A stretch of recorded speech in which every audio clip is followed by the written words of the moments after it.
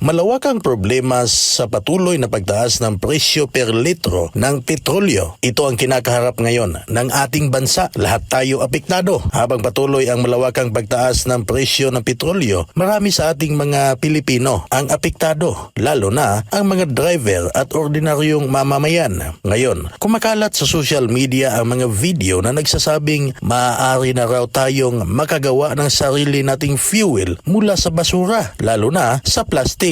Sa video, ipinapakita ang proseso kung saan pinapainit ang plastik hanggang matunaw at maging parang langis. Ayon sa mga eksperto, ang prosesong ito ay totoo at may pangalan at tinawag itong plastic pyrolysis. Sa pyrolysis, ang plastik ay pinapainit sa napakataas sa temperatura, karaniwang nasa 300 Celsius hanggang 900 Celsius, at ginagawa ito sa loob ng saradong lalagyan na walang hangin. Sa ganitong paraan, nababasag ang kemikal na laman ng plastic at nagiging likidong parang krudo at fuel oil. Pero kahit totoo ang prosesong ito, may mahalagang linawin. Hindi ibig sabihin na pwede na itong gawin ng ordinaryong tao sa bahay at gamitin agad sa motor o sasakyan. Ayon sa mga researcher, ang fuel na galing sa plastic ay hindi agad gasolina o krudo. Kailangan pa itong linisin at iproseso sa mas malaking planta bago ito maging ligtas gamitin sa makina. May mga eksperimento na ginawa ng mga scientist para gawing fuel ang plastic waste para mabawasan ang basura at makatulong sa energy supply. Pero hanggang ngayon, mas ginagamit ito sa malaking planta at hindi pa practical bilang sariling fuel ng ordinaryong mamamayan.